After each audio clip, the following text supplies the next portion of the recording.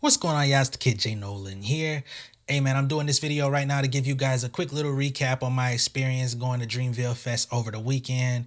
Um, Very dope festival. Let me just go ahead and say that first. Being there to witness all of the artists, all of the greatness that was on the festival grounds. It was so many people out there. Everybody was having a great time. Nobody was on drama until the end.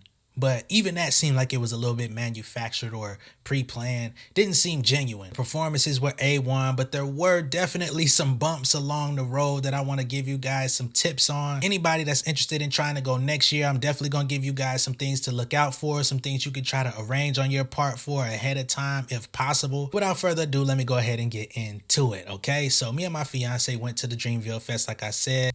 Off rip, man, everything started off pretty dope. While we were waiting at the airport flying out of Atlanta, we actually met a couple that was really cool.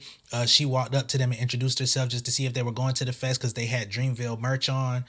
Turns out that they were. And I'm gonna go ahead and give you guys some foreshadowing. Meeting up with this couple definitely worked wonders in our favor as the festival continued. But I'll double back to that in just a little bit. One of the tough things going to the fest this year was that inclement weather was definitely on the horizon. So flying out of Atlanta and into Raleigh, North Carolina, there was about a 40 to 50% chance of rain. And unfortunately, when we got there, it was all of that. It was 100% actually, because it was raining. So much so that by the time we landed, we had gotten text notifications that the festival was going to start at 2 p.m. It was supposed to start at 12. And by the time we actually got to our hotel check-in and everything, the festival had actually been pushed back to 3 p.m., which we really weren't mad at because that gave us extra time to like get acclimated to the area, get a little bit of rest, change clothes if that's what we wanted to do. We also went and got some food. Shout out to this little Mexican spot out there in Raleigh called Torchy's. If you've never had it before, it is on point, okay? Little taco spot. You can get nachos, you can get a few other things like salads and stuff like that as well. But we stuck to the game plan and got some good tacos. Had a salmon taco, definitely had a fried chicken taco, and me personally, I had a grilled chicken taco as well because that's my business. And they filled them motherfuckers to the tip top, okay? Big ass tacos. Me and my fiance got 3 tacos each. Could have easily done well with 1 or 2. I was definitely filled up. The queso at this spot on point. Not gonna lie to you, man. Some of the best queso I've had in my life. Shout out to Torchy's. There's also this little grocery store that was near our hotel called Wegmans. They don't have Wegmans in Atlanta or Georgia. It's kind of got like a Whole Foods type of vibe, but it also has like a Publix type of vibe at the same time. They actually carry more mainstream products at the same time. So shout out to Wegmans and everything they had on deck because they kept us right through our trip also. About 2:30 comes around, we decide we're going to go ahead and head up to the festival grounds at Dorothy Dix Park, catch an Uber out there, and we had to get dropped off on the street basically because there was so much traffic out there that there was no way for us to get dropped off at the perfect spot. So we had to walk across the street. Luckily, it was a group of other patrons going to the fest, so we just followed them on the trail. It was a long-ass trail, bro. That trail probably was like a 15, 20-minute walk just to get to the actual entrance. You know what I'm saying? Like, we got in on the festival grounds, but to actually make it to the entrance where you actually check in with your wristband and everything like that, 20-minute walk. The shit was a legit hike. I ain't gonna lie to y'all, not one bit. Now, I am, not as active as I used to be, so I'm not too mad at the fact that I had to do it, but it was the fact that we didn't know what we was walking into that kind of threw us off. Again, it was a large group of us, so everybody was having a good time, joking, just living in the moment. During our trek up to the actual entrance, I was very happy to see Lil Essence performing her music. For those of y'all that don't know who Lil Essence is, I think she might be about 10 or 12 now. She's been rapping for a while. Her mother, Essence, is actually a rapper as well, but they were rapping on the side of the road, promoting. It was dope to hear and see them. Just to see some Atlanta fam out here. During that walk, we also saw somebody down there pass out. It looked like she was lit on the way up to the festival. That was a red flag. You know what I'm saying? Like the girl, she down there bust her face on the concrete, busted up her knees, everything. Got up wobbling like goddamn Vic. Wobble, baby, wobble. The shit was crazy. But we still made it in there safely. Now, one thing you would like to know before you go is that you will need a clear bag. okay? They need to see what's inside your shit. We got two clear little book bag type things with the drawstring on it. Got in, no problem. You can't take no liquid in there. You can take water bottles, but they have to be empty. They do have free water stations inside so you can stay hydrated. You don't have to worry about that. And that's about the cheapest thing that you're going to find is water on site. I'm just going to tell you that up front too. So by the time we actually got into the festival grounds, Luke from Dreamville was finishing up his performance. He was doing his thing. We heard him from the outside. Once we actually got onto the actual grassy area, I was definitely pleasantly surprised to see Sir up on stage. I've been a fan of Sir for quite some time. But not only that, but my guy DK the Punisher was actually DJing for Sir. DK the Punisher is actually a really super dope producer. He's out in LA. I think he's originally from the East Coast though. He's one of Sir's primary producers. He also DJed. So they were actually celebrating his birthday while he was up there performing. That's how I actually got to see DK up on the Jumbotron screener and everything like that. So that was really dope to be greeted by a familiar face and somebody who, man, back when I was really just getting into music, I was actually working with, and see how far he's come. Definitely dope. After Sir was done performing, we actually made our way over to the merch area. Super long line to get to the merch. It probably took us about another 30 to 40 minutes to actually get all the way up to make purchases, you know what I'm saying? During that time, Jessie Reyes was on the other side of the park performing. She had an A1 performance as well. She was up there with a band. Her songs were extremely dope. I had never really taken the time to listen to Jessie Reyes like that, but she was in such good proximity to the merch area that we got a really good glimpse at what she was doing. Got to hear her music really crisp and clear. She did great. By the time we actually made it out of the merch line, Tusi was performing. We weren't really too locked in with Tusi, no offense to him, but Earth Gang was actually slated to go on stage shortly after that, so we went to the other side. Now, when I say the other side, one side of the park is the Rise side, you know what I mean? And then on the other side of the park, you have the Shine. And basically, they're alternating performances back and forth. So when one person goes, once they're done, within about 15 minutes, you go to the other side of the field. The next performer is going up. And they basically run this back and forth game of tennis all day. I was very pumped to see Earth Gang. Earth Gang is one of those groups from Atlanta that I've been following for a long time. Been following since I actually seen them performing here in Atlanta locally before they blew up, before they signed with J. Cole. They were performing with some of my homeboys back then, and they've had a dope stage show since the first time I seen them. So I watched them last year on Amazon, which is partially why we even came to Dreamville Fest to begin with. Was we watched it last year and was like, nah, we got to get there. But unfortunately, Earth Gang had a lot of technical difficulties with the sound while they were on stage. They was up there going the in on that mic, bro. But unfortunately, the sound was not carrying out all the way. They pretty much had these difficulties throughout the entire performance. They got to a point where you could at least hear what they was doing, but the music never came out full blast in the way that you would want to hear it at a concert or a festival. And I hate that that happened. Number one, because they're actual Dreamville artists signed to the label. That's one of the primary times of the year that Dreamville fans are going to get to see them. You already know that they're going to perform every year. That's like one of the traditions, is seeing J.I.D, seeing Earth Gang, seeing Cole, seeing Luke, you know what I mean, Ari, the whole squad. Unfortunately, Earth Gang's performance got a little bit diminished, but they was up there going in, like I said. So by this time, it's like 7 o'clock. We starting to get tired. We starting to get hungry. We've been standing up for the last few hours. Sean Paul actually ended up performing, so we decided to sit down during his performance. We were still able to hear his music, but Sean Paul did great. He had the spot lit. We definitely seen him across the field having a lot of fun, but it was time for us to try to sit down, man, because there's not a lot of places that you can sit. It's an open field. It's nothing but grass. On the perimeter sides, you have vendors. You're going to have your, like I said, you're going to have your free water station. You're going to have your bars. You're going to have the different food trucks that are out there for tacos, burgers, vegan food. They had a cake vendor out there. Her cakes was motherfucking bussin'.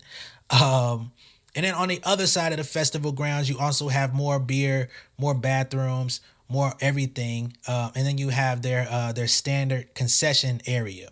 We didn't know about the standard concession area until the second day, right? So we were actually spending more money with the food trucks and vendors than we should have been, because we could have easily got some of the same food at a slightly better quality possibly from the concession. But nonetheless, we sat down during Sean Paul's performance. Shortly after that, the City Girls went up and they did a pretty good job as well.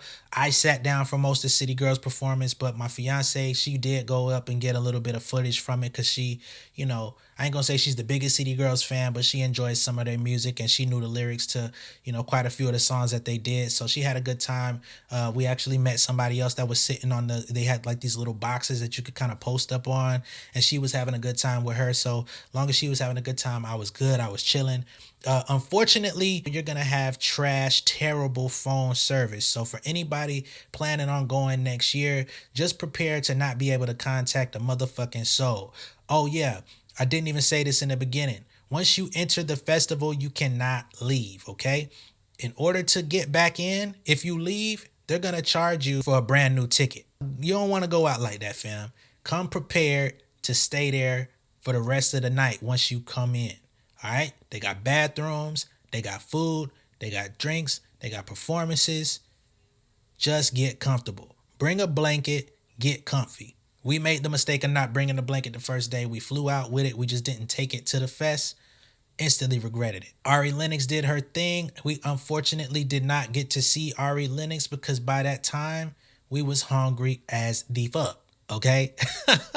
And this is where we spent the bulk of our money for real, because like I said, the vendors, one of the primary places that they had was like a fish stand. They had fried fish. They had salmon pops. They had some fries, good ass looking fish. You know what I'm saying? Couldn't even get through that line. So we ended up going over to this plant-based vegan spot where we got plant-based burgers. They wanted $20 for the plant-based burgers, and the side that they gave you was some motherfucking wrap snacks. Are you shitting me? Wrap snacks, bro. I don't even like wrap snacks, man. When they first came out, they used to taste good. Now, nah.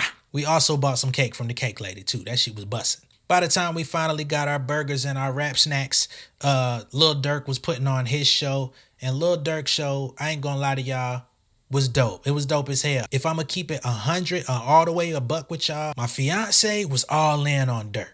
You know what I'm saying? Lately, she been listening to his music. I'm a Durk fan, but Durk's music makes me uncomfortable. When I hear him talking about going on drills and taking perks and all of this type of stuff, and he's talking about Von and his lyrics and stuff like that, it really just makes me cringe, because I'm like, I know he's talking about real life stuff that he's been through, stuff that he's going through, stuff that his people are going through. So many people that are affiliated with him have died due to street violence, you know what I'm saying? So it makes it really hard for me to listen to his music with a clear conscience, especially for me as somebody that doesn't come from that lifestyle. I grew up around it. I have a lot of folks that partook in that, but that's not me. So it made me real uncomfortable when he started telling like intimate details of the shit that he had to experience. But the music was good. What really made me happy is that Usher performed directly after that. So we went to the other side of the field, and that was the best palate cleanser of my life. I'm not gonna lie, man. Usher went up there around 10 o'clock and did the motherfucking thing, man. Performed all the classics. You Ain't Gotta Call, My Way, Confessions, like all types of shit, man. I Need a Girl. Nigga went in. Usher probably was up there for close to an hour. He was the headliner for the first day, so he did his thing. He up there jigging and goddamn circling the mic and, you know what I'm saying, air gliding and singing at the same time with the mic sounding just like the CD. Hey, don't compare no new niggas, and y'all know the new nigga I'm talking about. Don't compare him to no Usher. Don't talk about no verses with Usher, okay? That's another league. If you can't sing and dance and sound like the CD at the same time, it's not a conversation. Dead that. It's time to leave. It's about 11 o'clock at this point now. Tell me why we basically got stranded at the festival. Yeah. Stranded, folks. We walk out of the festival grounds. It's already like a 10-minute walk to get out this motherfucker, man. We come out on Centennial Drive or whatever that shit was, and the streets are flooded. The police are out. They're guiding traffic. They got barricades on the road. Cell phone service is still ass. I'm talking about shit in the toilet that won't flush type ass. We trying to call for Ubers to get back to the hotel room. They're not going through. And guess what?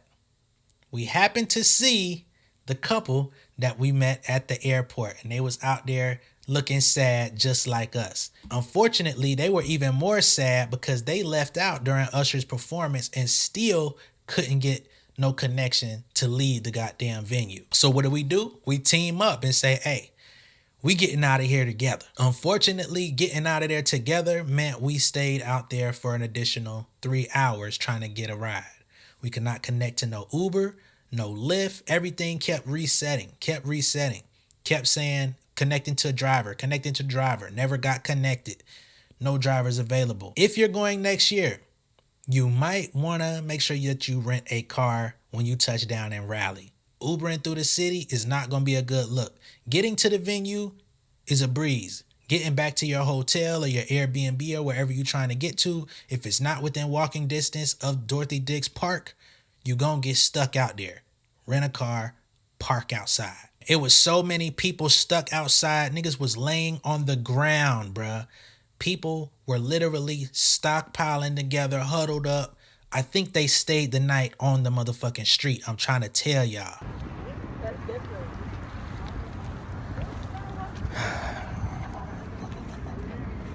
Yeah, I'm just talking about to like pass out. I'm not allergic. I'm about to pass out so they can like pick me up.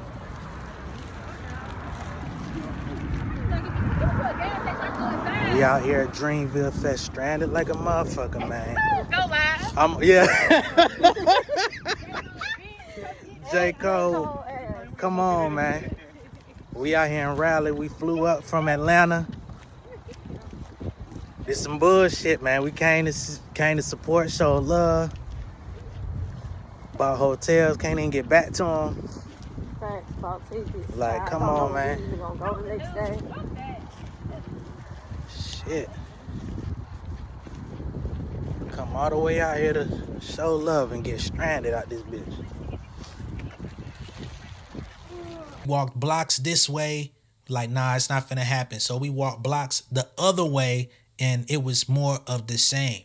It was so bad that I started telling them, hey, bro, we might actually have to try to walk back to the hotel.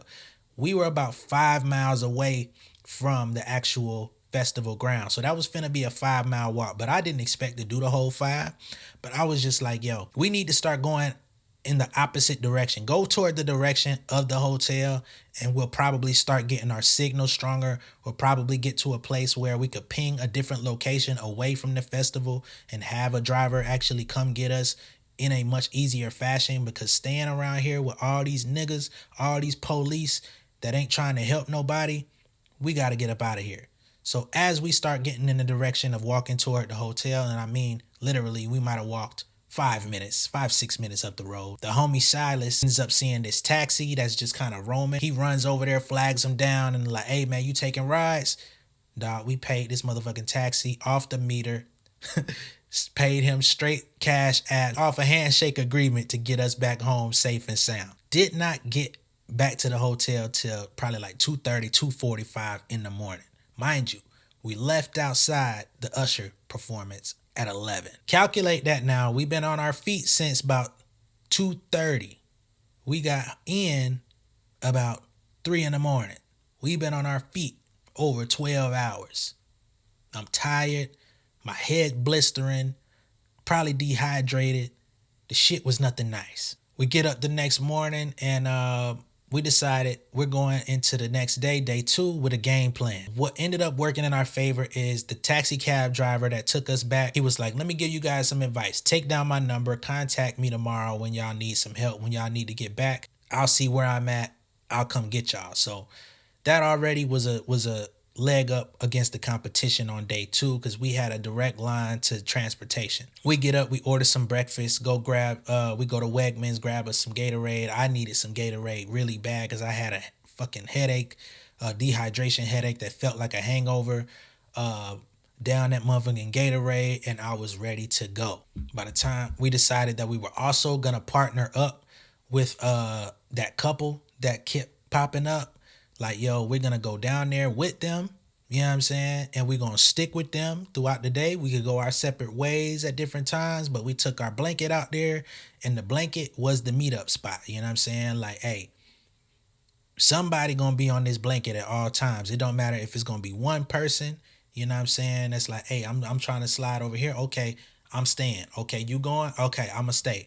That's how we did it throughout the day. Tag team that motherfucker up, and it was a very great strategy. I'm just going to let you know. So, at this point, day 2, we got out there roughly around 3 o'clock. They started on time because it wasn't raining. Mario was just getting ready to perform by the time we got out there. I didn't watch Mario go perform. As I said, we had that whole tag team operation. So me and Silas, we stayed.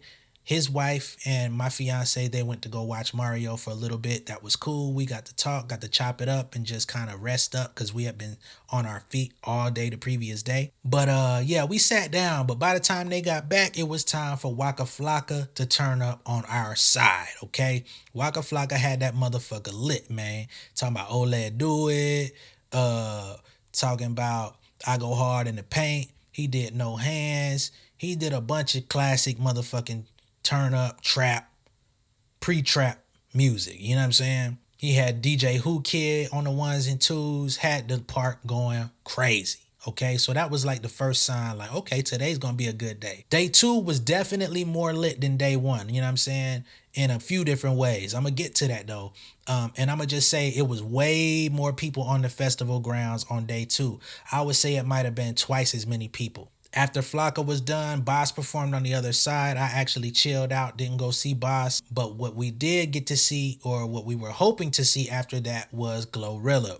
Unfortunately, Glorilla's DJ showed up, and he was rocking out for a solid 10 to 15 minutes. But once we got 10 to 15 minutes into what was supposed to be Glorilla's set, and she never showed up on stage, and he was kind of looking around, throwing his hands up like Michael Jordan shrugging, it was pretty clear to the audience that Glorilla was not going to get there. So people actually walked away from the stage and went to the other side of the field, because directly after Glorilla was J.I.D, the kid J.I.D, okay? I was one of those people that made my way to the other side of the field to see J.I.D perform, because he's actually one of my current favorite artist that's out here doing it. One of the most talented lyricists that's out here doing it. One of the few MCs that actually cares about lyricism today, that's on a, a level that's comparable to mainstream, but he's kind of like mainstream adjacent. You know what I mean? Performance, motherfucking lit. All right. Every song, I was on the side of the stage. I should have stayed in the middle, because I had the opportunity to kind of be in the middle behind the mosh pit type of thing. I didn't want to be that close because I didn't want to feel like I was going to have trouble getting out. I should have stayed, because when I got to the side, the sound wasn't hitting the way it should have been. It was good, but it wasn't hitting the way it should have been or could have been. But Jed put on a motherfucking show. And y'all already know when he did Stick, yeah, it erupted. By the time Jed was done, go back to the other side of the field, and Summer Walker is serenading us at this point. Now, her performance started off a little shaky. Well, I won't say her performance, but her set started off a little shaky, because she had an earpiece in her ear, but none of the music was actually coming into the receiver of her headphone. You know what I'm saying? So she's up there kind of singing, but while she's singing, she's letting her sound team know that she's not hearing nothing. And basically, it's very key for a singer more than anybody to have that headpiece, you know what I'm saying? Because that's going to let you hear your voice. You can make adjustments, and it's going to help you from trying not to strain your voice, to make sure that you can hear yourself and that the crowd is hearing you, because we're going to hear you. The mic is already set, but for a singer, they're doing vocal gymnastics and all that. They got to know what's going on. So for the first 5 to 7 minutes of her show, the first few songs that she did, it was a little rocky. She sounded amazing, but she was basically telling the crowd to sing along and help her get through it, because she couldn't hear a motherfucking thing. But again, I'm telling y'all, her set was still A1. Like, if I just posted up and listened to her sing without even looking at her, she sounded amazing. By the time she was done, Burna Boy was getting ready for his set. I didn't actually go over there. None of us actually went over there to check Burna Boy's set. My fiance went to go grab some food. She went to the concessions this time. Yes, sir. Make sure you utilize the concessions area, not the vendors. Be very liberal with refilling your water. Okay? There's also hella porta potties out there in case you got to use the bathroom. You know what I'm saying? They keep them pretty clean. At least the side that I was on, they kept pretty clean. They have hand sanitizer like in a common area. They didn't have sinks to wash your hands, but they did have hand sanitizer. For those of y'all that are extreme germaphobes, I know you're going to be disappointed by that, but it's festival grounds, man. Food was pretty good, and we had some time to basically get our mind right, socialize, chill out, do whatever we needed to do because J. Cole was gonna hit the stage at about 9:15. By the time Cole World got up there, man, everybody at this motherfucking festival was on go, okay? They were so on go that a so-called fight broke out right before he took the stage. Now, when I say a so-called fight, is because we still cannot confirm or deny whether or not it was a fight, but a group of motherfuckers just started busting out running to the back, and one dude was pointing like somebody had a gun or something. I didn't move. I'm like, nigga, J. Cole finna perform. Y'all gonna have to impress me to give up my spot, G. I'm not moving. And Drake was on the bill. I'm not moving. I'm gonna have to get the hooking with one of you fuck niggas. I'm not moving. You know what I'm saying? And my boy Silas was right there with me. You feel me? I don't know why my fiance, she kind of ran a little bit. I'm like, I'm not moving. I'm standing my ground. Cause they already do. They take you through the metal detector. They check your bag and everything. Nobody was allowed to have no weapons. So it's like shit. No weapon formed against me shall prosper today. Y'all just gonna have to get the hooking today. It's just gonna be what it is. Play with it. Play with it if you want to. And that's not even me for real. But at the time, I'm not moving, G. I done seen way too much of my life to be running from you fuck niggas. I'm gonna be very clear. So we got through that. Starts getting dark. J. Cole hits the stage and the shit is litty. He's doing his classics. You know what I'm saying? He's doing some stuff from the off season, all that good shit. Then he comes up and says, it's time. It's about that time. Shut the lights off. Told the sound people, told the lights team, cut all the lights. Cut everything. And you know he brought the boy up. Drake gets up there and he's like, yo, out of respect for Cole, Cole told me to get up here and do the songs that I don't normally perform. So we gonna take a journey tonight. So he goes back and he starts his set off with Over. You know what I'm saying? Taking you all the way back to Thank Me Later, first album. Making his way into like mixtape joints and like album cuts and headlights and, you know, some of those joints that I really favor from Drake's catalog that I feel don't get the credit they deserve. He gets midway through that motherfucker, man. He brings out Glorilla. We thought she wasn't there, but apparently there was a makeup issue or something. I don't know. She even made a video talking about being racially profiled. I don't know if that happened during the festival or after, but she was having a hard time, but she was able to at least make it out there to perform FNF during Drake's set, which the place erupted when they seen her come out because they had already been disappointed that she didn't show up for her set. Shortly thereafter, he brings out Lil Uzi Vert. Lil Uzi Vert comes out and does I Just Wanna Rock, Rock, Rock, Rock, Rock. Crowd goes crazy. He performs EXO Tour Life. They went even crazier. You know what I'm saying? And then, thing you know, he decides to bring out the best rapper alive, Lil Wayne, Lil Tunechi. You know what I'm saying? They do a joint together. Drake says, I'm going to leave y'all in the hands of the best rapper alive. Wayne goes out, does like 2-3 songs. He does a Millie. He does Encore. And shit was dope, man. I ain't gonna lie to y'all. It's my first time seeing all of these artists perform. I'm an artist myself, so sometimes it's hard for me to watch people perform or actually pay money to go see a nigga get on stage because it's like, man, I get busy too. You know what I mean? But that day and that weekend, I was actually able to be a fan. So I enjoyed myself thoroughly. The way Wayne performs with his vocals and like all this stuff is a rapper's dream. I'm gonna be all the way honest. So I was able to actually study some game tape and apply some things to my own performance. By the time Cole actually came back out, he closed the show and Drake basically did a tribute for Cole. He played Whitney Houston, "I'll Always Love You." Very cringe for me, but the crowd was definitely into it. And basically, it was like a thank you and homage. Like, we appreciate you for doing this. Appreciate you for having me out here. I need y'all to sing along and let him know that y'all appreciate it. Cole was looking like, what the fuck going on? But he was definitely moved. And then he ended up performing a couple more classics of his before we got up out of there. Once again, leaving was the fucking hassle. It didn't take us 3 hours to get out of there this time, but I think we left out roughly around 11:30, 12. We didn't get back to the hotel till it was probably like 1:30 that night. So about an hour. We were just trying to get in contact with the cab driver that helped us out the previous night.